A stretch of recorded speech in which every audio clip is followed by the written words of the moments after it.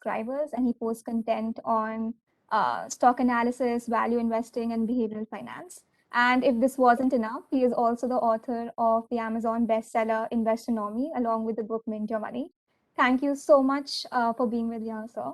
So this is going to be a very interesting session on personal finance for college students. And we'll also be having a question and answer round towards the end. So please make sure you put in your questions in the chat box and we'll take them up towards the end. So hope you enjoy the session and over to you, sir. So Anushka, I'm super nervous for this session. This is one of those sessions for which I was nervous since last 2 days that 15th is coming, 15th is near, because, probably I've never had 40, 50 such bright minds waiting to listen to me. So I cannot go wrong. So I am super nervous for this.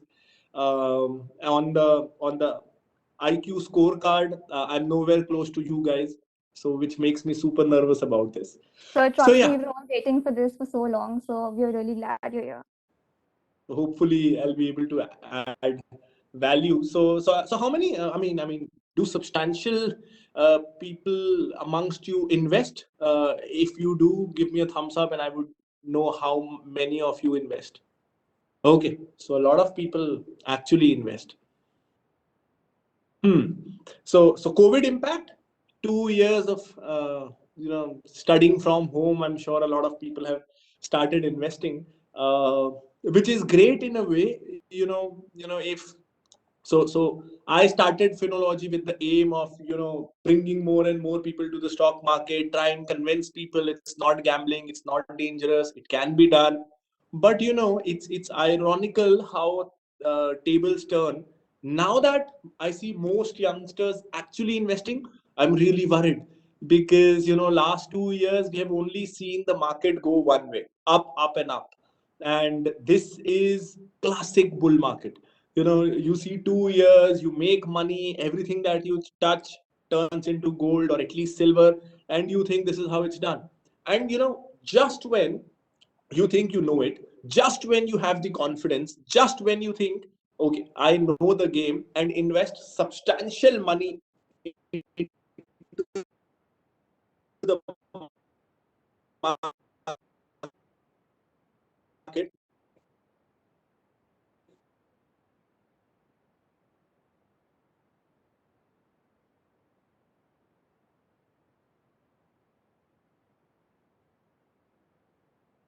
is responsible.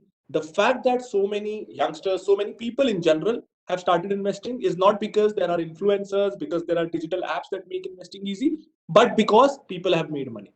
10 years ago, even if investing was difficult, but you realize, okay, in a year I can double my money. No matter how difficult the process was, people would have still gone through that process and invested. So ultimately, people enter, a lot of new entrants enter the market in the bull run simply because they see money doubling. And no matter how hard or how difficult the process is, if you have the chance to double your money, you would still do it. So yeah, I mean, going a little off track here, we'll start with absolutely the basics. So as students, the biggest hindrance as such is that we don't have enough savings. As students, we have a lot of ideas, we have a lot of passion, but we are always short on money. I have just 5,000 rupees, 10,000 rupees, 20,000 rupees. Isme kya hoga? Too less to invest. We cannot build wealth here. So, I'll start with this, that there's this interesting story that, once the inventor of the game of chess went to the king and showed him the game, that this is the game of chess. So I always need one person who gives good feedback, and I'm getting good feedback from your face. So keep smiling, buddy. Right. So there's this story around the inventor of the king. The king loved it. So so the king was happy with the game, and he tells him, okay, I'm impressed with the game. Ask whatever you want to ask and I'll give it to you. The inventor of the game asks that, okay, I just want some grains of rice. So there are 64 blocks on the chessboard. You put one grain of rice on the first board, first box, double it on the land, on the buildings, on the anything, property, gold, silver, whatever you wanted, and all you want is, grains of rice. I thought you were intelligent, turns out you're stupid. But anyways, you can have what you want. A couple of hours later, his ministers come running back to the king and tell him that they've exhausted all the rice in the world, and there's not enough rice in the world to fulfill the demand of the person, because 2 to the power 64 is something in billions and trillions and things like that. So there were not enough grains of rice. So this tells us that the amount of money that you have is not important. All of us have more than 1 rupee. All of you could start with thousands of rupees, say 1,000, 5,000, 10,000, 1,000 rupees, all of us can invest, right? 5,000 rupees, probably some of you 10,000, 20,000 rupees. So how much money you have should not be a hindrance towards investing. As long as you have a thumb rule that, okay, my salary is X, my pocket money is X, I'll invest 20% of it, 15% of it, 10% of it in the stock market or mutual funds. I'll invest this percentage of my savings or investments. Having a fixed criteria, a disciplined method is important. And no matter how less or how much money you have, will be inconsequential. So there are two aspects. One is this, that you keep investing in a disciplined way. So, just to give you another example, Warren Buffett, one of the richest persons on earth, his annual returns on investments have been 19-20%. Most of us would consider it average at best and nothing phenomenal, nothing exceptional. And he's the best investor on earth. And yet his returns are only 19%. But the fact is, he started at 11. So when you start at 11 and you are still investing at 90, which means he got 80 years of compounding. So it's time and consistency that made him rich, not the amount. At 11, even he couldn't start with a lot of money. He generated pocket money by distributing newspapers in the morning. That pays peanuts. But there was this time. But again, only discipline and time is not enough. Compounding is very, very powerful if it's positive. It's equally powerful if it's negative. So what happens is, once we taste blood, we think, "Ab hum kuch bhi kar sakte hain." So as engineers, I talk to a lot of engineers, and they would invest in stocks which are not from engineering. So an IT engineer would never invest in an IT company. I don't know why.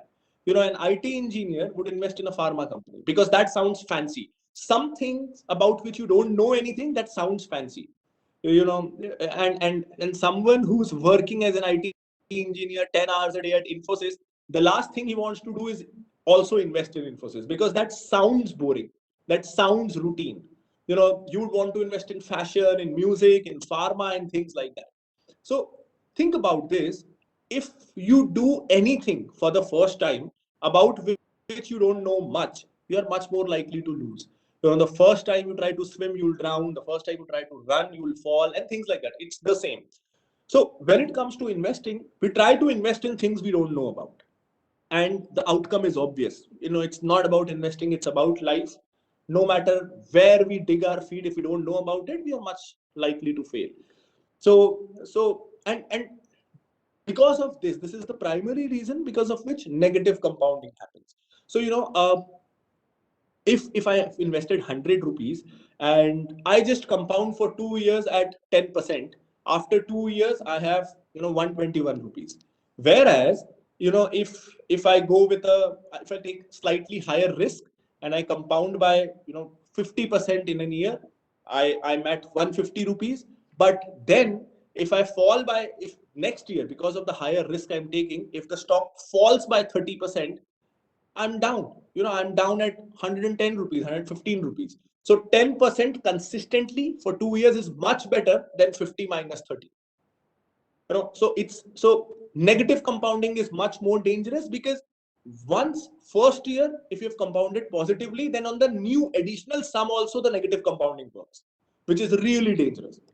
So in stock market, it's even in mutual funds, it's important to stick to what you know. There's this very important mental model that you don't it's like test cricket. Investing is like test cricket. It's not about how many runs you score, it's about how many balls you leave. Unlike baseball, wherein if you miss 3 balls and it's a strike, you are out. In test cricket, you are allowed to leave as many balls as you like, and you are not out. You're considered the wall. So investing is about that, not trying to be a hero all the time, not trying to win every bet, and just sticking to what you know. So think about this. All of us have used soaps, shampoos, shoes, clothes, banking apps, some fintech apps, all of us as consumers. Regardless of our age, our education, our job, there are certain sectors we all have exposure to. How many of us, all so Colgate's market share in the toothpaste market is 50%. So out of, I don't know how many are here, but out of, so 55, out of 55 people, I'm assuming close to 30 people use Colgate. But I'm 100% sure none of you have Colgate in your portfolio, right? None of you. And most often we have stocks which we don't use as consumers and about which we know nothing. Because investing in Colgate is so boring. If you talk to your friends and say, यार मैंने ना Colgate में invest किया है, the 100% sure reaction your friend will give you, तो उसमें क्या है? That's the reaction your friend will give you, right? Because it doesn't sound smart. Whereas if you come up with the latest company that's doing something in the metaverse or finance space, or the latest ed tech company, it sounds smart regardless of the result. So, another mental model that we need to be careful of is that, we are always trying to, specifically when it's the stock market, we are all are trying to predict what's the future. EV is the future, Bitcoin is the future, blockchain is the future. We are always constantly trying to predict what's the future and trying to invest in those sectors. Why not flip it? Why not invert the question and ask what's not going to change in the next 10 years? So, will we still be brushing our teeth 10 years down the line? Will we still be wearing clothes 10 years down the line, shoes 10 years down the line? Simple things. Because investing is anyways very complex. Government regulations can change, management can change, accidents can happen, the manufacturing plant could catch fire, strike, political problems. There are a lot of unforeseeable and uncontrollable things you will be dealing with when you're investing. And when we try to predict the future, we are making it more complex by again trying to predict a difficult thing. So, you have to make as less predictions as possible when investing. So it's easy to predict if we'll be still brushing our teeth 10 years down the line. But if, I don't know if we will be using EVs or hydrogen cars, or still fossil fuel cars will be mainstream, or solar cars, much difficult to predict than saying we'll be using a toothbrush or toothpaste. So it's about making as less predictions as possible, because anyways, a lot of things will go wrong. You don't want to put something else to chance as well, and doing simple things right. So from this, another mental model comes up that you know a good investor looks foolish most of the time. If you sit on Colgate for 5 years, you would look foolish. If you sit on HUL, you would look foolish. But most of the times we want to be part of the crowd. We want to look smart. We want to be part of good discussions. CNBC or other business channels, not this is not about a particular business channel, they have been around for 25, 30 years. Business news channels, 24/7 they talk about investing. How many people became investors because of that? How many people became intelligent investors because of that? Because these are completely different things. Sounding smart for the sake of sounding smart versus becoming a genuinely successful investor are two completely different things. And people, without realizing, they get into this trap of constantly sounding smart. And it happened with me as well. you know you start with this self pressure that you have to sound smart, and in doing that you're trying to impress others, and you don't even realize when you actually start believing the things you were telling to people just for the sake of sounding smart. It's the easiest to fool yourself. If you keep saying something that sounds smart for a few days, few months, you start believing in it without realizing that, oh, I just started it to sound smart, I did not actually mean to believe in it. So things like that. So investing is meant to be super super simple. Another, and this is the last mental model about investing, and I think if you could keep note of all these mental models, you will be successful in investing. The last thing is, investing has become really easy. 30 seconds you can buy a stock. It did not used to be so easy a few years ago. 2 decades ago, when everything was offline, you don't have access to data prices, you could only check next day in the newspaper, and physical shares, so selling and buying was difficult, which meant we were de-incentivized to frequently trade. But now you can do it as much as you want, which means you know which means we as investors have become much less patient. And also we have forgotten a simple fact, that how many great stocks do you need? If you start with 10,000 rupees, this is how many good stocks you need. You need one stock that becomes 10x. You started with 10,000, you need one stock that becomes 10x, and you are at 1 lakh. Then you need another stock that becomes 10x, you are at 10 lakhs. Then you need one more, you are at 1 crore. You need one more, you are at 10 crore. At 10 crore, if you have a bank balance of 10 crore, you can lead rest of your life on interest that you receive from FDs. You'll receive 60 lakhs a year as interest, which is 5 lakh rupees a month. You don't need to do anything for the rest of your life. So basically, even if you start at 25, in your next 30 years, you need four stocks that grow 10x. Four stocks. Every year, roughly 50 stocks become 10x every year, regardless of a bull market or a bear market. So potentially it could happen much earlier also, but all you need are four great stocks.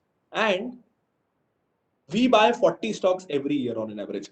ये बढ़ गया तो, oh, this is not moving, let me buy something else. What if that increases? Oh, that went 10x, that went 2x, I need to be a part of it. Lot of shuffling, we end up with nothing. Because to end up with a 10x, you need to have a patience to stay invested when it becomes 2x, when it becomes 4x. And that's the easy part. I'll tell you the tough part.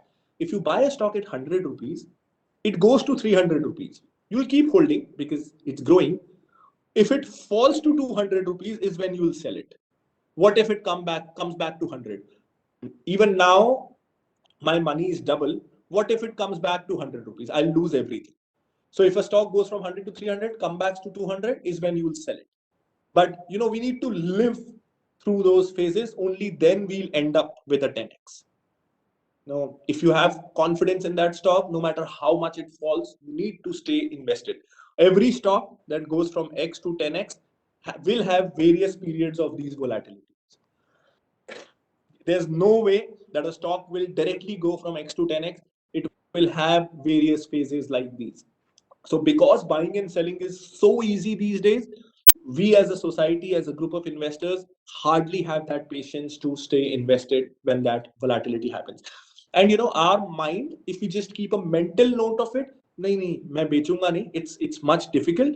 So it's important to have a rule. So I have this rule that, very famous mental model, that imagine you have only 20 tokens. With each token, you can buy one stock. And for your entire life, you'll only be given 20 tokens. So imagine if government has this law that in your entire life, you can only invest in 20 companies. How careful will we be then investing and choosing every single stock? We will be extremely focused, and we'll do our due diligence. And it's not about, it won't be then about your financial knowledge, because if you have only 20 stocks to invest over your lifetime, even if you know zero, before selecting your first stock, you'll search through entire training material available on the internet before investing. So education will happen automatically then. It will not be a push based product. Education will then become a pull based product. So if we have that mental model with us, that I'm only allowed to invest in 20 stocks in my lifetime, you'll definitely end up with a few great stocks, and you'll definitely come across those four stocks that will grow 10x. So So it's as simple as that. Just give me a second. I'll just go with the flow now. Yeah. So another thing, a lot of youngsters, college students, they are really attracted towards this trading, technical analysis, intraday, and things like that. Sounds really fancy because you're promised returns like 5% in a month, 2% in a month, 3% in a month, and things like that. And then you are shown testimonials of how people have actually done it. So now here is Warren Buffett, 19% CAGR over his lifetime. And here are people promising 2%, 3%, 5% returns every month. Think about this. You could read, the ROE, ROC, or profitability of the world's most profitable companies, be it Amazon, Apple, Infosys, HDFC in India.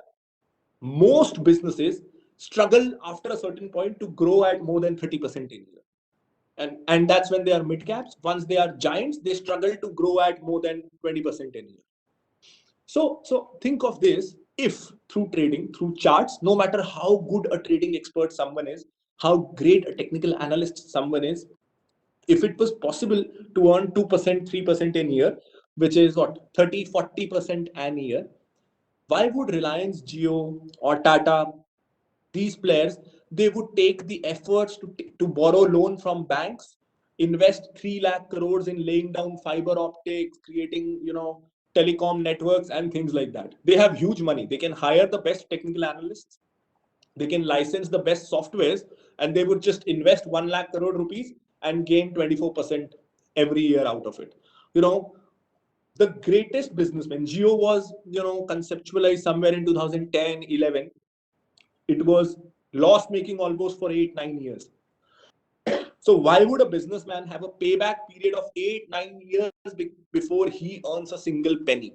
If simply by technical analysis you could earn 2%, 3% in a year. And remember, they can hire the best software and people available, and still they are not doing it. They are actually working on ground, working day and night to generate 15, 20% in their business after incurring a decade of losses. They cannot be so stupid.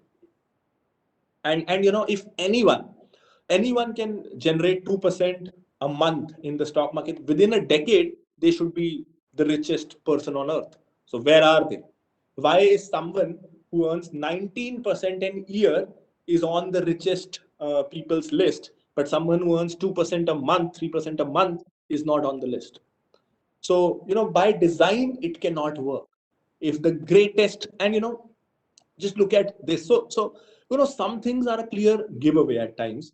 If we all know Zerodha, right? We all know Zerodha and how successful they are at broking, with coin, at mutual funds. So all traditional investment classes, Zerodha is very successful. But why is Zerodha, if cryptos are such attractive investment opportunities, and Zerodha has been pioneer in the fintech space, why are they not offering anything for crypto investors? How could it's obvious that they have not missed it. They cannot miss it. They are there in the middle of the fintech industry. So it's by choice that they are not in that industry. Similarly, if technical analysis was so successful, why is Motilal Oswal not operating? Why is Tata not operating, who has a broking business as well? Why is Reliance not operating? Why is Aditya Birla not operating? When we think about technical analysis, intraday, short term, why are only unknown brands active in that space, who are limited to that space? Why is no reputed brand entering that space? There has to be something that's not very obvious and not very honorable for them to enter. you know if CoinDCX, if WazirX, and such apps can become leaders in crypto, why not Upstocks, Grow, Paytm, or Zerodha, who are already in that space? They have the user base, they have the apps. All they need is data, network to an exchange, and they can launch a crypto exchange tomorrow. Why are they brands? Why are not a single reputed brand entering this space? So some things are fishy by design, and we just need to be careful of why bata do. I got a comment. So yeah, yeah, this is the reason that it's not, at least these brands, feel that it's not sustainable. It has a huge reputation risks to their primary business, and the the potential of probably earning from this temporary bubble is much less in comparison to what they stand to lose. So that has to be the primary reason why this is happening. So yeah, I got a brief wherein I was also supposed to talk about cryptos, right?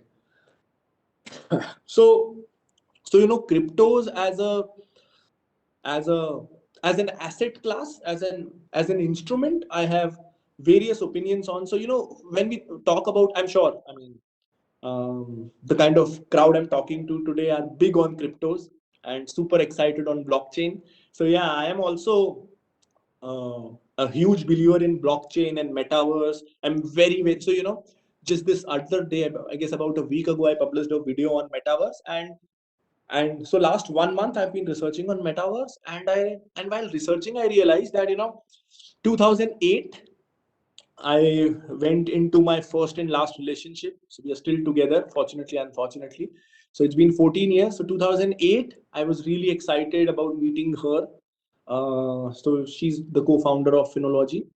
2012, I came across stocks. Super excited. After 9 years, I found something. I'm this excited. I feel really alive with metaverse. So I'm hugely bullish on metaverse and how it can eradicate a lot of problems that the real world has. And it's sort of, so in real world, I had this huge belief that core problem is overpopulation. So if so it took us 10,000 years to reach first 1 million, 100 years to reach the 100 crores, the next 100 years to reach 200 crores, and now within the last 100 years we are 800 crores from 200 crores. So the earth is not ready.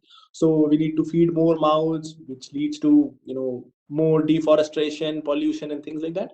But finally, and I was always wondering how will this be solved, and I finally found it. Okay, we have something called metaverse which can solve much of the problems. We can discuss that later if we have time. But yeah, so I'm really bullish on metaverse, really bullish on blockchain. But I think a lot of people, they really have this really narrow-minded view of cryptos. So cryptos for most people is Bitcoin, and Bitcoin is something that grows from X to 10x very quick. It can make you rich quickly. um, so I don't have a generalistic view of whether I like cryptos or not. I think it's just like stocks or mutual funds. I like some, I don't like some. Which ones I like, which ones I don't, we can discuss that here. So there are something called stable coins, which are actually pegged against a fiat currency. So 1 USDT is equal to 1 USD. So whenever dollar fluctuates, the value of that crypto fluctuates. So inherently, the definition of cryptos, they are highly volatile, does not apply to stable coins because they are pegged against a real currency. So they are as less or as more volatile as the currency they are pegged against.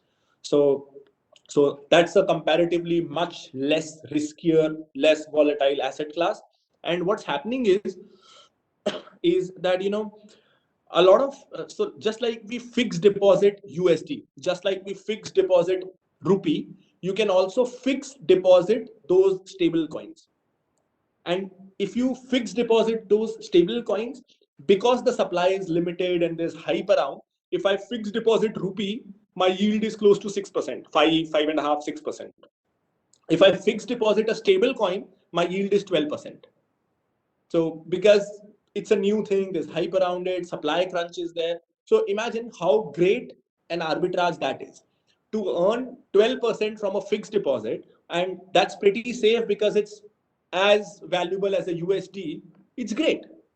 And and imagine this, as an Indian investor, if I'm fixed depositing USD, my yield is even higher because rupee on average depreciates 4% against USD every year. So my yield is 12% plus 4%, 16% fixed, 100% guaranteed, almost 100% guaranteed. How great is that? People don't earn that much from mutual funds, from stocks. 16% fixed yield, no asset class provides. So this is a lesser known space, but this arbitrage is available. Probably it will go away after an hour when the yields will fall because more people will be interested. So I really like this space of cryptos currently. But let's talk about the bitcoins of the world, the ethereums of the world. So why should a trading instrument be valuable? So what is Bitcoin? Bitcoin is basically, a medium of transaction through which you can store value and pay value, pay something. So think about this. The primary reason why Bitcoin is given value today is the fact that it's limited. There are, I don't know, 2.1 million or 21 million bitcoins that can ever be mined, and out of that 85% have already been mined. So the supply is limited, and which is why it's considered to be valuable, because it's scarce, it's rare.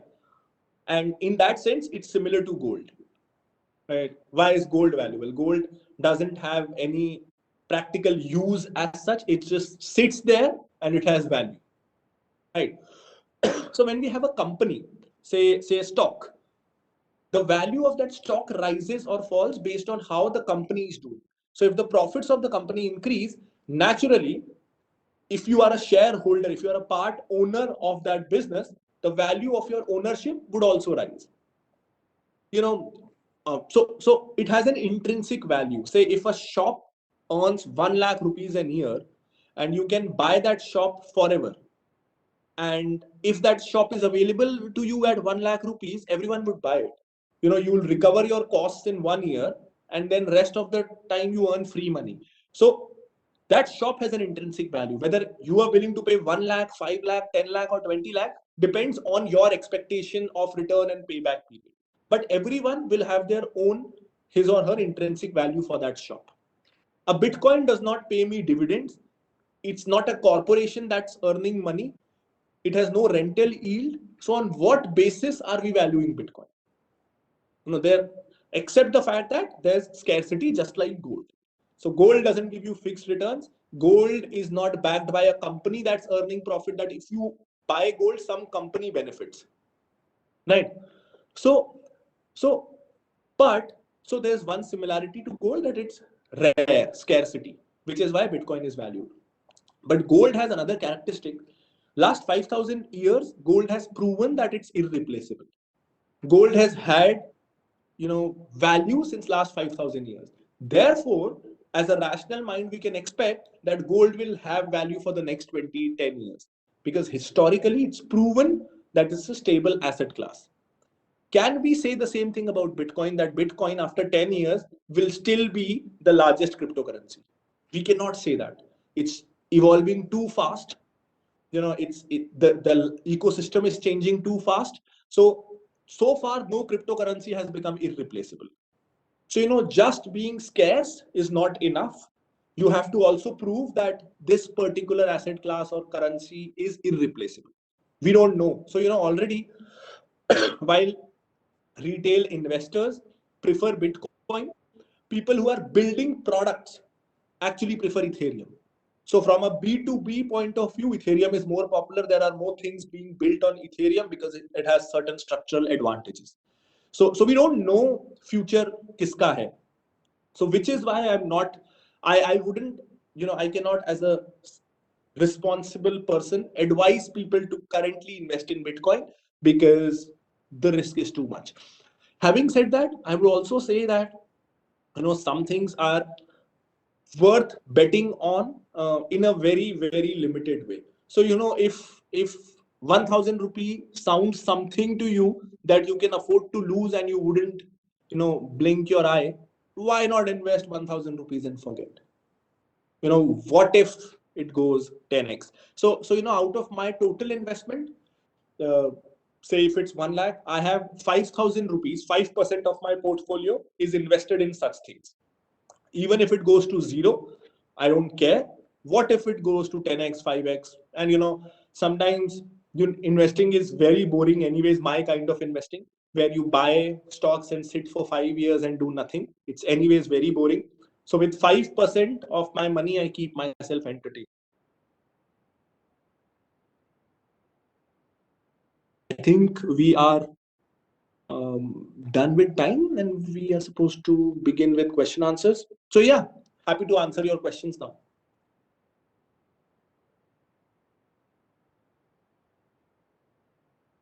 Yeah, sure, Sanjay.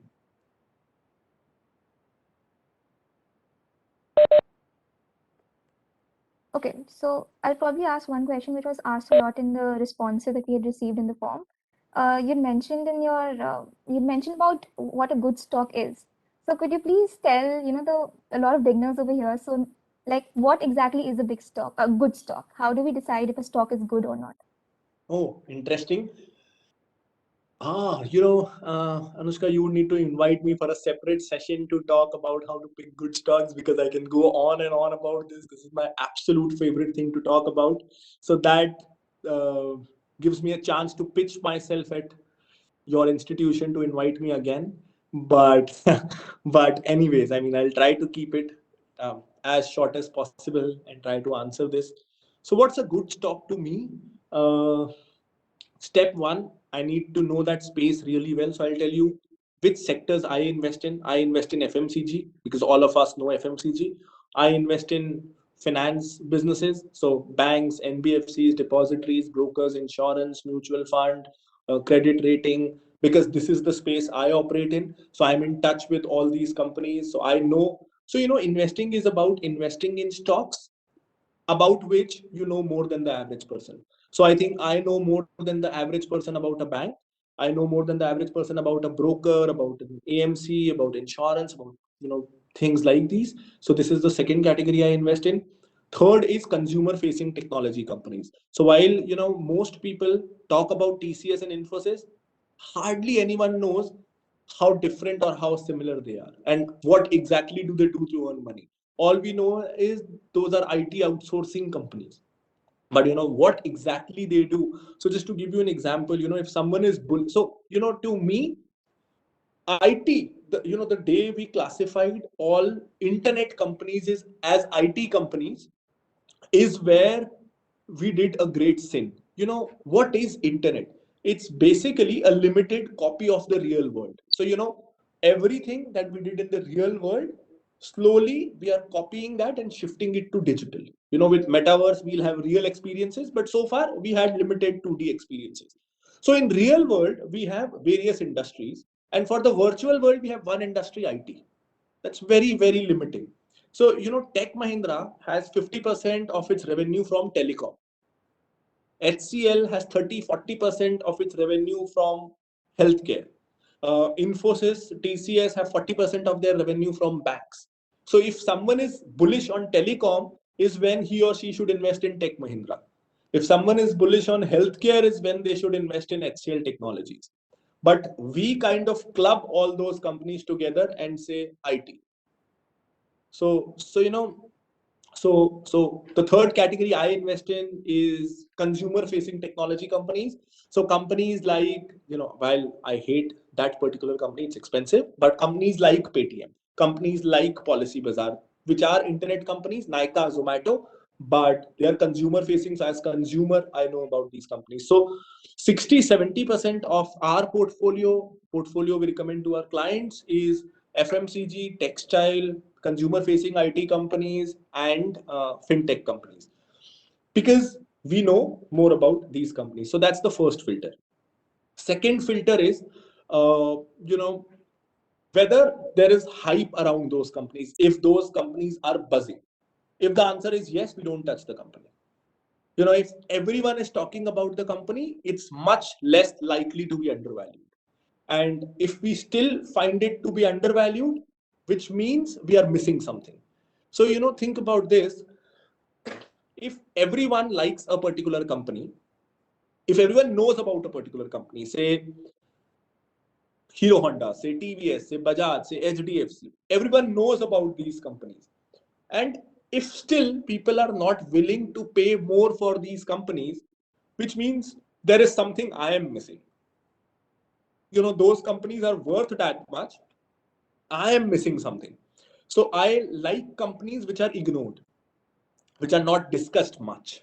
And and again, where would you find such companies? You would find such companies in industries you are interested in. Right, because that is the industry about which you are reading in depth. So again, it comes back to the first point. What's the third thing? Once I have found a company, um, which is within my circle of competence. So I know about that industry, which is not currently trending or not everyone is talking about it on Twitter. The third is, what is the competitive advantage of that company? So, it's easy to say that Colgate is number one in toothpaste. It's easy to say MRF is number one in tires. But, you cannot invest based on past glory. There could be various factors why MRF became number one, Asian Paints became number one, Pidilite and Colgate became number one in their respective categories. You need to understand why, whether these companies can sustain their leadership position in the future as well. And how can you predict that? By knowing why MRF became number one. So, a lot of people, all of us know MRF is number one, and we can, you know, keep on posting things about MRF, number one, pride of India, things like that. But how many of us know why it actually became number one? Because, tire is a commodity. I can still understand Colgate, probably we can say they built a great distribution network, a brand, but most of us don't even know which brand's tire are we using, right? So how did a commodity company became number one, and how did it became a brand? So, most replacement tires, so obviously you don't have control over which brands of tire your new car or bike comes with from the showroom. But when those tires wear out and you want to replace, is when a lot of bikers, especially young boys, would go and ask for an MRF tire. And MRF realizes that strength, which is why they use cricket to market it. So a lot of young boys and men watch cricket, and a lot of young boys and men ride bikes which need replacement tires. So the market fit is perfect. And imagine this, there's hardly any innovation in tires. It's the same, no matter which brand you buy, it's the same thing. It can, so one thing we need to realize, and I'll tell you why with a paint example. One company's tire structurally cannot be better than other company's tire. I'll tell you why. But all youngsters would still go and ask for an MRF tire and pay 500 rupees of premium for that tire. So so we not recently, 3-4 years ago, we painted our house, and my father wanted me to, figure out Nerolac lagana hai ki Dulux ki Asian paints. A lot of, paint shop owners, distributors, painters would tell ye brand best hai, ye brand acha hai. Now imagine none of these paints could actually be better than the other. Why? Because if a 600 rupee liter, that's the most expensive paint that you can get, 600 rupees a liter. The cost of manufacturing that, the cost of ingredients that goes into that paint is close to 30-40 rupees. And then because it's bulky, transportation, marketing and things like that, 30-40 rupees is the ingredient cost. Now, whether a paint is high quality or low quality, so whether it's a paint that will be sold at 400 rupees or 600 rupees, it will give you the greatest finish, will depend if the ingredients were worth 30 rupees or 40 rupees, right? So you can put the best quality ingredients at 40 rupees, doesn't cost more than that. Will Asian Paints or Berger or Nerolac or Dulux try to save on that 10 rupees and provide an inferior quality paint? Why would they do it? Everyone, if the paint, so all brands have these three tiers: 200 rupee liter paint, 400 rupee liter paint, 600 rupee liter paint. All four brands, for their 600 rupee liter paint, even if the 40 rupee ingredient costs them 42 rupees or 45 rupees, to me, any sane businessman would invest those 2 rupees extra and ensure that their paint is not inferior, because the cost of matching the quality or offering a superior quality has is fractions compared to the actual selling price. Out of 600 rupees, you will not save 2 rupees and make your product inferior. No successful business will do that, which is why Asian Paints cannot be better than Nerolac or Dulux. It's impossible. It's a very simple process. Manufacturing paints, we have been doing that since 200 years. There's no secret. There's nothing like that. But you wouldn't do that, right? And so I saw someone that there are many aspects related to paint manufacturing, but We are talking about four biggest brands amongst the world. Axo Nobel, number one paint manufacturer in the world, Nerolac, and things like that. So they have the required expertise. There could be certain edge in certain technology if it's patented, or there's innovation that becomes mainstream in 2 years, 3 years, 4 years. But in general, overall, every paint has to be of the same quality. So most of the times we don't really understand why a company became a market leader. If we understand why a company became market leader, is we can predict whether the company will remain the market leader for the next 10 years or not. So if we understand why Asian Paints became market leader, is when we are in a position to invest in Asian Paints, because then we know that okay, this will remain, this will sustain for next 10 years or not. So so no, I need to be sure that this company has something in its business model through which either it will become the next market leader or will remain the market leader for the next 10 years also. I don't care about the past. I care whether it will grow or sustain in the future or not. So you identify that through moats. So in a competitive world, everyone will try and copy each other. Everyone will try to play on each other's strength. Everyone will try to bring down the margins and make the other company earn less and things like that. So Geo, before Geo, everyone was earning huge margins. Geo came in, everyone is incurring losses now. So what did Geo do? And what do most of the startups do? Okay, this is an industry where people are earning 20% margin. Let me enter at 2% margin and I'll drive everyone out. Right, this is what most companies do. So you need to find a company that has built something around it that protects it from competition entering its business and harming its business. So look at Apple. You know it's it's not that any other company can start manufacturing phones tomorrow and can displace Apple. They can't. But think about airlines. you know which airline do we choose when you travel to your home? Which airline do you choose? Whichever is offering the cheapest ticket, right? We don't care about anything else. किसका सबसे सस्ता है, मेरे को उसमें जाना है. तो simple reason, 70-80% airlines in the world are loss making because they have absolutely no pricing power. Absolutely none. Tell me one other thing that we buy simply because that particular brand is cheapest. Do we buy the cheapest shoe? Do we buy the cheapest toothpaste? Do we buy the cheapest clothes, cheapest jeans? No. It's airline that we buy the cheapest available airline ticket, which is why all airlines are into losses except Indigo. And globally, all airlines are in losses. And even if you're the cheapest seller, you can still earn profits if your costs are also the lowest. What happens in cement? So cement also we buy usually whichever is the cheapest.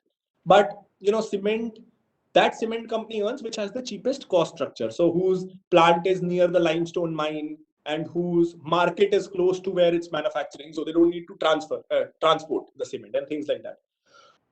With airline, your your major expense is fuel, and you have no control over the pricing of fuel. You cannot tell the government, I'm buying more liters of fuel, so give me bulk discount. Even that doesn't happen, and it's completely volatile, which is why most airlines don't earn profit. But let's flip this and come to Apple. Why it's the world's most expensive company? Most businesses, they need to compromise on either of the two. One, either you compromise on margin and become a volume based company. Let's say Maruti makes cheap cars, which is why it has 50% market share. Second, you compromise on volumes and maximize margins. Say Mercedes will never have 50% market share in any country, but the profit that Maruti earns from 20 cars, Mercedes earns from one car. So it's happy with less than 1% market share. But most companies compromise on one thing, volumes or margins. So Apple makes the most expensive phones in the world. So they are not compromising on margins, and they have the highest selling phone in the world. So they are not compromising on volumes. So imagine, so I can tell you, Maruti becoming the world's most profitable company. If Maruti can sell Swift at 25 lakh rupees and still sell in the same volumes. But we all know they won't be able to do it. Like no one will buy Swift at 25, 30 lakh rupees. Isn't Apple doing that? A phone that's worth 20 lakh rupees, 20,000 rupees, they're selling it at 1 lakh rupee. So, you don't compromise on margins, you don't compromise on volumes. Very, very few companies are able to do it.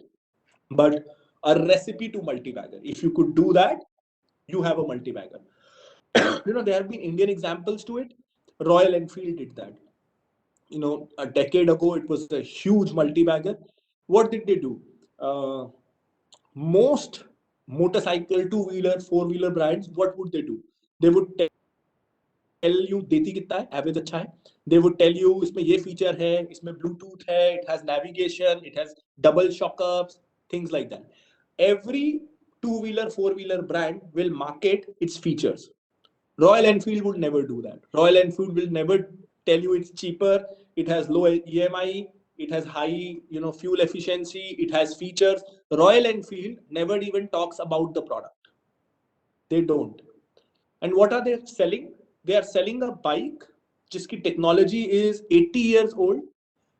It's from all perspectives not a technological marvel at all. It's a vintage technology. It's heavy, inefficient, bad fuel economy and things like that, but it's only its branding that makes you feel that you have arrived in life, right? So again, they are selling a bike worth 70-80,000 at 2 lakh rupees, and still they are the leader in its category. Bajaj Avenger, no matter how much it tries, Honda CB, no matter how much it tries, uh, Kawasaki and things like that, Royal Enfield remains the leader in cruise bikes. And I mean, it's selling 100-year-old thing as the new modern cool thing. So it's branding. So so you know um, so so I'll tell you few of my successes, and probably that could. So Harley Davidson actually exited India. They tried, but they exited India. I saw a comment. So I'll tell you what. um, so I picked CDSL about 4 5 years ago when the IPO came. I don't even remember when it came. So CDSL is the depository, for those of you who don't know. So that is where your shares are stored. So no matter which broker you are choosing, Zerodha Upstocks Grow, your shares are stored in a depository, which is a quasi-government or a government organization. Uh, so there are two, NSDL and CDSL. So while I was working closely with Zerodha Upstocks Grow, I noticed a pattern that all discount brokers have their demat partnership with CDSL. So if you have a Zerodha account, Upstocks account, Grow account, Paytm account, 5paisa account, all discount brokers, you only have one option. Your demat account will automatically be opened at CDSL and not NSDL. All traditional brokers, HDFC, Kotak, Motilal, their accounts are with NSDL. So it became a blind, clear-cut play. Do I think more people will open accounts at at discount brokers or traditional brokers? Youngsters like you, I'm still under 30, so youngsters like me, would we prefer CDSL or would we prefer? Would we prefer discount brokers or traditional banking brokers? All of us would prefer discount brokers, which have good, fancy, easy to use apps. So it's a blind buy. And see how I managed my risk here. If I'm betting on a broker, right, I might go wrong. So if I have to choose, there are 1,000 brokers in India, out of which 20 are good brokers, out of which 5 are good discount brokers. So who are 5 good discount brokers? Zerodha, Upstocks, 5paisa, Grow, Paytm. Although it's obvious that Zerodha is winning, there's still an element of risk that 3 years down the line, Grow or 5paisa could overtake or Paytm could overtake. So why do I bet on Zerodha? If I know that they as a category are surely winning, 100% discount brokers are getting more accounts than traditional brokers. There's nothing to predict there. It's bound to happen. Why bet on a broker? Why not bet on an industry standard? Why not bet on CDSL instead of betting on a broker? So what is this? This is not intelligence. This is not being extra smart. This is just simple common sense about an industry that I know. As simple as that. And then comes the second part, that for the last 3 4 years, 2017 to 20, nothing happened. The stock was down 20%. So for 3 years, I kept on sitting on a stock that I bought at 250 and was at 200, 220. Last 1 year, it went from 200 to 1600, 8 times 1 year. So, in stock market, returns will always come in chunks. For 99% of the time, you would look like a fool. But, if your premise is so simple, and, you have bet on a stock, not because of intelligence, but because of common sense. If we try to be too smart and things don't go our way for a while, we start doubting our intelligence. यार ये गलत तो नहीं कर गया, and things like that. But if you are betting on common sense and you know that what your hypothesis was, it's playing out every day. Zerodha is getting more accounts, Upstocks is getting more accounts. There's no way you'll panic, right? You can see in front of your eyes that what you thought is happening. So it's about, again, it's about, sorry, I just got lost with a comment. So yeah, it's about, doing things that are very, very obvious. So, I'll also talk about a simple bet. And, I think when it comes to investing, I like to take blind bets. So,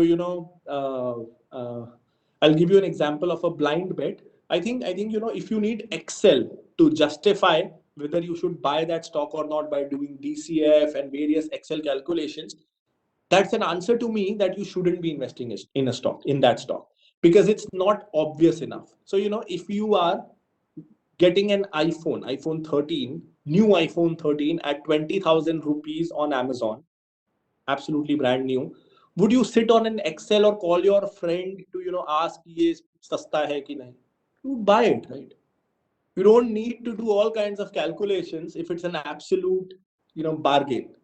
So, investing also, if it's an absolute bargain, why do you need an Excel? You need an Excel when you need to justify yourself कि नहीं मैं सही कर रहा हूँ, right? So Excel is a great verification tool. It cannot be a tool that helps you making your decision. It can be a great tool to verify that decision. So so if I need Excel to decide if I should be investing or not, it's not good enough. It's probably a slight bargain but not a huge bargain. And when I only have 20 stocks to invest, why should I go for a slight bargain? I would go for a huge bargain. So, I would give you an example. It happened about 4 or 5 years ago. It was a company called NSDL. It's a government company.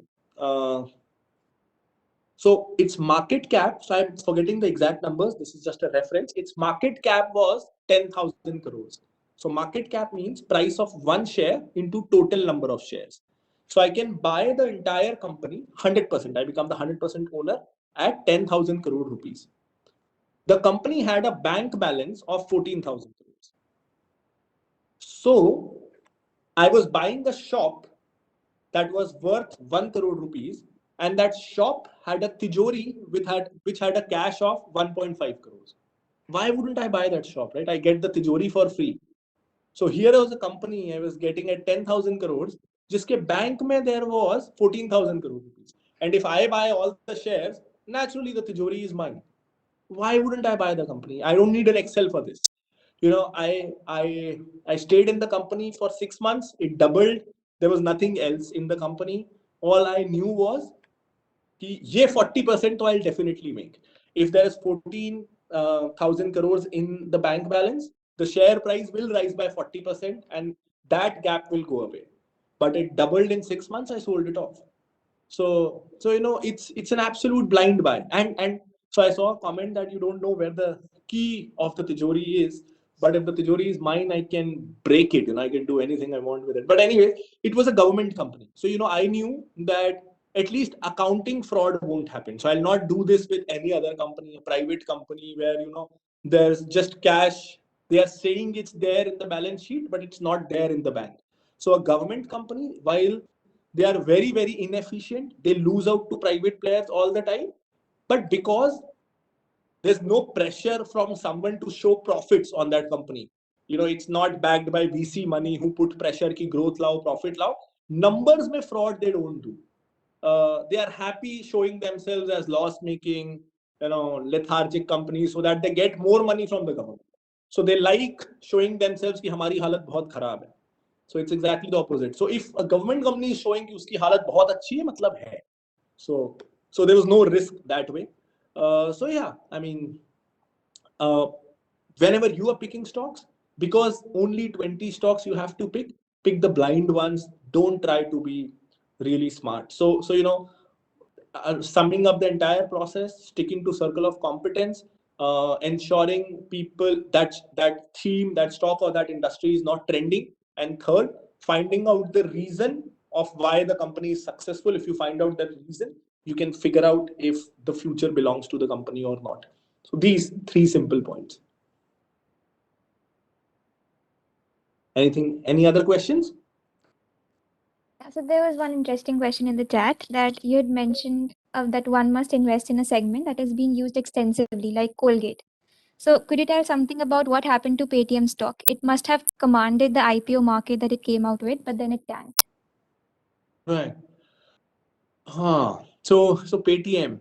I think all investors who are active in the market and who do not have any vested interest in the Paytm stock doing well, every independent analyst knew what was going to happen with Paytm, because you know, I mean, stock market is very different from how a VC market operates. These angel investors, these startup investors, these VCs, they are used to a company incurring losses. Their investment philosophy is designed around what I call is finding a greater fool. You would simply invest in a company at $1 billion valuation, because this is Series B, Series C. If we just show them the growth numbers, there will be someone who will be willing to give us an exit at 5 billion. So they don't care about profitability per se. But stock market investors, they have been brought up with companies like HDFC, Infosys, Asian Paints, Pidilite, Johnson, GSK, constantly profit making companies. And how are stock market companies analyzed? Based on profit multiples. Okay, this company is earning 100 rupee, it's worth 1000 rupees. Profit multiples is how stock market justifies valuation. So stock market is mature enough to at times not judge companies on profit multiple if it senses that this company is still an early stage company. It's still in a phase where there is 10x growth potential available. This company can grow market share from X to 10x. Now Paytm is not a new company. Paytm has been around for a decade. The advantage that someone like Nika had, wherein bulk of the eyeballs that Nika has got it in the last 3-4 years. Although it has also existed for 9 years, but majority of people came to know about Nika in the last 3-4 years. So, so in the minds of people, it's still a new company. Paytm we all know since 10 years. There's this constant feeling about Paytm that okay, you're bringing a company at a market cap of 1.5 lakh crores. So Paytm at its IPO price was worth 1.5 lakh crores, which made it amongst the 30 top listed companies in India, right? And the only one, I think there was one another, but the only one that was loss making. So suddenly on the IPO listing day, you want the market to consider you amongst the top 30 companies in the nation, and you are the only one who's loss making, and you have been that way since last 10 years, and people see that Google Pay, Phone Pay are taking over, and then people don't even know what Paytm stands for anymore. They tried Paytm Mall, almost finished. They went really aggressively on broking and mutual funds. Now I see a shift where they are talking more about lending. So Paytm lends, its average ticket size is 5,000. They started with wallets, couldn't transition successfully to UPI, which is where PhonePe and Google Pay took the lead. So today, what does Paytm stands for? The positioning is not clear. Nika, it's clear. It's cosmetics, original, authentic beauty products delivered at your home at great variety. What is Zomato? Food delivery at your home. What is Paytm? To me, the positioning is you can do a lot of things related to finance and shopping, and you can pay, but it's not very obvious. So I can bet on a company if I know, ठीक है, you are loss making currently, I have no problem, but tell me where the growth will come from. Will it come from e-commerce, that is Paytm Mall? Will it come from payments, that is UPI wallets? Will it come from financial services, that is insurance, mutual fund broking? Will it come from banking and lending? Where will it come from? So, and you cannot have five loss making businesses all put together. Often what happens is that you have one cash cow, that Tata does. So TCS is their cash cow, and then from its cash flows, it builds a lot of loss making businesses that after running in losses for 10 years, they all turn profitable. But TCS is their cash cow. Paytm does not have cash cow, and it is a combination of five loss making businesses.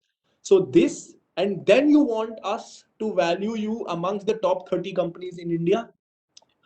And then for a retail investor to earn money, I'll only earn money at 1.5 lakh crores if the stock rises by 50% or doubles. So if it doubles, which means the market cap will be 3 lakh crores, which means it will be amongst the top 12, 13 companies in India. How do I justify that as an investor? So sometimes these VCs hype up a stock so much that it has nowhere to go. So this is happening with Byju's. So Byju's is currently India's most valuable startup, valued at close to $50 billion. So $50 billion is close to 4 lakh crores, three and a half, 4 lakh crores. So already amongst the top 10 businesses in India. And this is where it's still a private company. So the last funding happened at close to 45, $50 billion. Now, if you have to give your last investors an exit by bringing in IPO, is when you would need to price your IPO as 60, $70 billion to give them at least a 20% return. So at $70 billion, it's a 5 lakh crore business amongst the top five, six businesses in India, still a loss making one. And you would need to issue at least 20% of your equity to public so that people get exit. So if you are valuing a company at 5 lakh crores and you are selling shares, 20% of the shares, which means you want to bring an IPO of 1 lakh crores. Market does not have 1 lakh crore rupees to absorb those shares. Paytm IPO was worth 20,000 crores. Still it tanked. If Byju's has to now give an exit, it has to bring up an IPO that's five times the size of Paytm. So it's doomed to fail. It cannot sustain, which is why they are skipping Indian listing and try to list in the US stock market because money is much more there. So sometimes, in this mad rush of valuations that these VC have, the it gets a bit too clever for their own good. Now India is not an option for Byju's, and Byju's more than 80% of revenue comes from India. Why would they get a good valuation in the US stock exchange, even if they list there? Because it's not a US facing business. So which is why they are trying to figure out what to do since the last 1 year. But yeah, it's a tricky situation. So we'll take this last question. So you'd also spoken about crypto. So Mhm. Ankit Gupta had asked the question that there are about 6,000 cryptocurrencies in the market. So what is the criteria to evaluate the stability of a given coin? Very tough, yeah. Actually, I'm also very new to cryptos. I started reading about cryptos in the last 1 month or so. Seriously, I had a preliminary understanding of them, but since I started reading about metaverse, is when I got really serious about it. So I mean, I'm the wrong person to ask. I would again say something. Try and look smart, but I don't really know much about cryptos, so I'm absolutely the wrong person. I'm not really too excited about cryptos. I'm more excited about metaverse. So I have invested in a few meta coins, so Decentraland and things like that that work in the metaverse. But apart from that, I don't know much about cryptos. So wrong person. Any other question? Hi, yeah. Yeah. Hi. Hi, Pranjal. Yeah. Hi. So I just want to ask, as a college student, as a 20-year-old, like, what would you recommend with our limited budget? What would you recommend we should invest in an asset class to start with? Yeah. To put the question better, I was seeing the chat a lot, and a lot of students actually want to ask this. Like being college students, what's the right way to invest? Because that's how they're wanting to ask this and frame it up. Sure. So Sure. I'll reframe Push's question that we are just having say 5K, 10K rupees Sure. with us, from internships and all. So how do we actually make the best use of them? Yeah. And what is the strategy and the mindset that we should have? Right. So these so at 20 years of age, uh, this is the time you have the least possible responsibilities. Your responsibilities will only increase from here. Couple of years down the line, once you have a job, you will be expected to wire back some of your money to your home, help your parents. Your parents will be nearing retirement and things like that.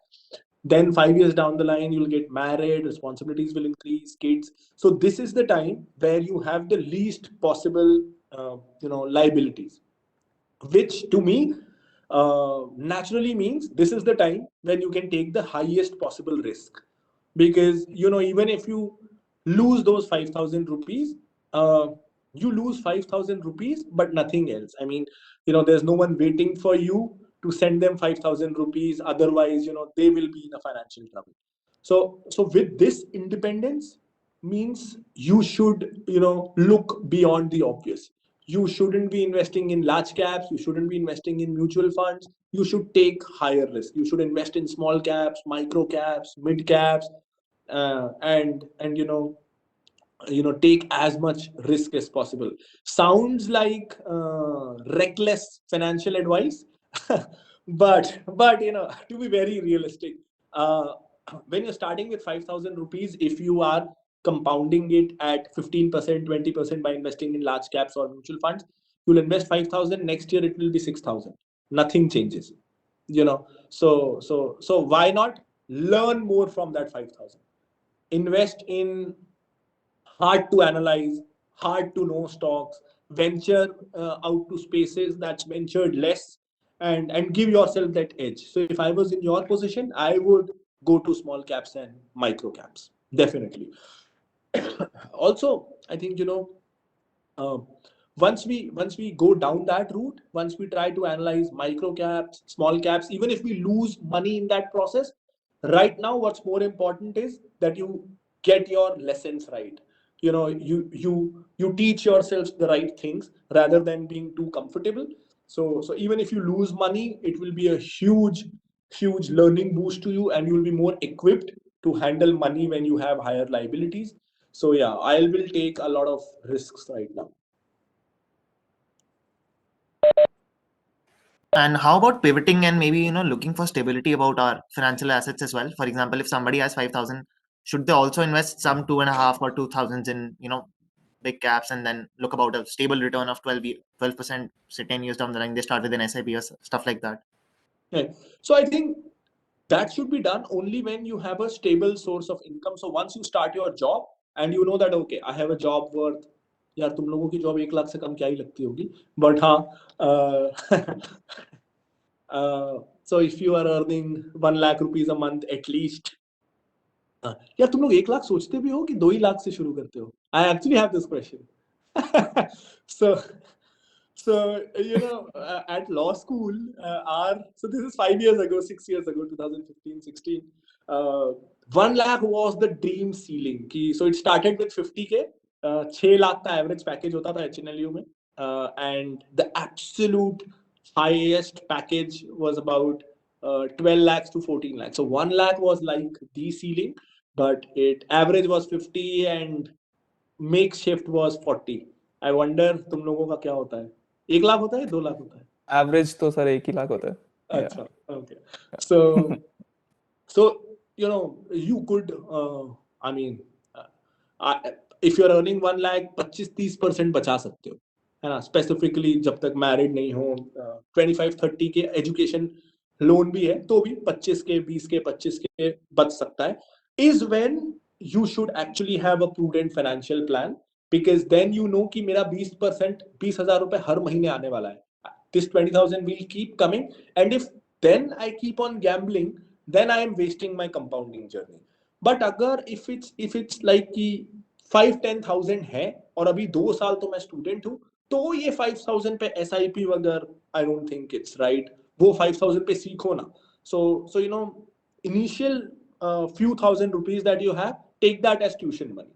uh, 4-5 अलग अलग themes try करो, see, and more than strategy, what will happen is जब real money is invested is when you understand yourself more. आपको आपकी psychology पता चलती है. So you sometimes what happens is, I think that even if my stock goes down 40%, I will not be worried. It's okay.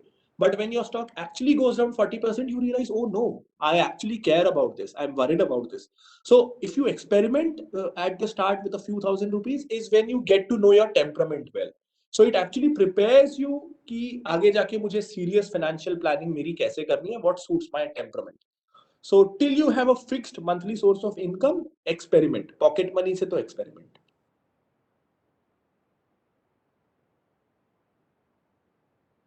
So I think we reached the time now. So this was a really, really great session, sir. And thank you to everybody who attended. We had 500 plus people who attended this session. And I'm sure each one of them got a lot of insights and enjoyed this session a lot.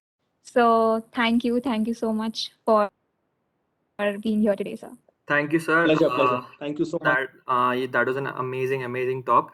When our team first like sat down to decide the speaker, like whom should we call, whom should we have for the flagship talk show, everyone was of the opinion that let's call Pranjal Kamra. But you're also like kind of maybe he won't come, or we'll even reply on our emails, and you actually come, and it's our extreme pleasure to have you here.